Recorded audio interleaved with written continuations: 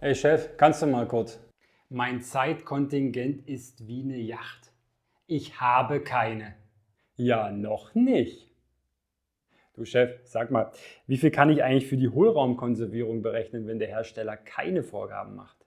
Die IFL empfiehlt ganz klar 3 AW für das erste Teil inklusive Vorbereitungszeit und 1 AW für jedes weitere. Ja, aber noch Plusmaterial, oder?